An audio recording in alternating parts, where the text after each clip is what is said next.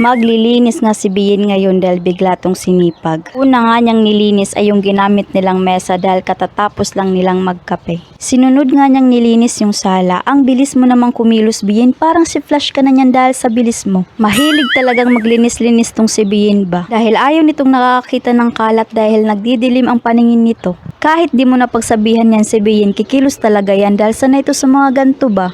Dahil bata pa lang tong si Bien, sinanay na talaga to ng nanay niya or tinuruan na sa mga gawaing bahay. Kaya magpasalamat ka sa nanay mo, Bien, dahil di ka pinalaking tamad ba? At dahil biglang may nag-doorbell kaya iniwan ko lang muna ginagawa ko. May bumili nga kay Bien ng powder partida, hirap pa nga niya itong tanggalin kay may kataasan. Cute lang kasi height nito ni Bien ba? Kaya mukhang naging malaking pagsubok pa kay Bien to. Bumili din si ate ng Zonrox, mabuti na lang talaga at nasa baba lang siya nakalagay at kaya naman ni Bien kunin. Nagmap na nga din tong si Bien dahil sa kagagawa ng aso nila na si Hyper, kung san na kasi ito nagkalat ng ihi, ginawa na lang talagang CR tong buong bahay ba.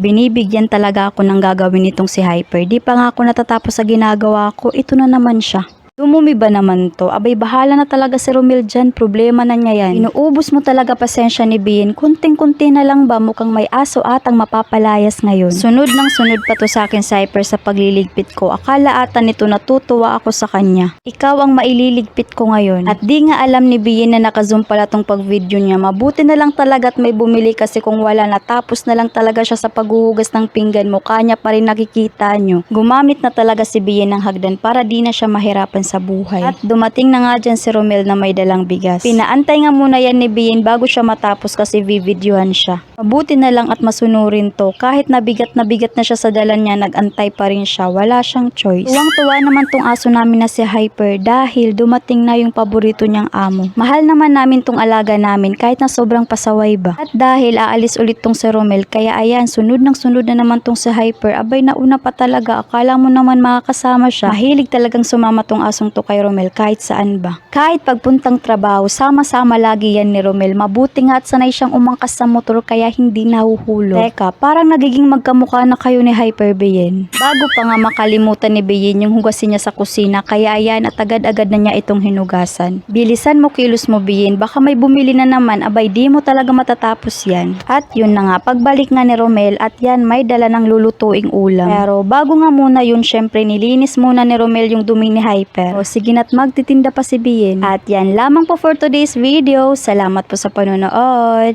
God bless.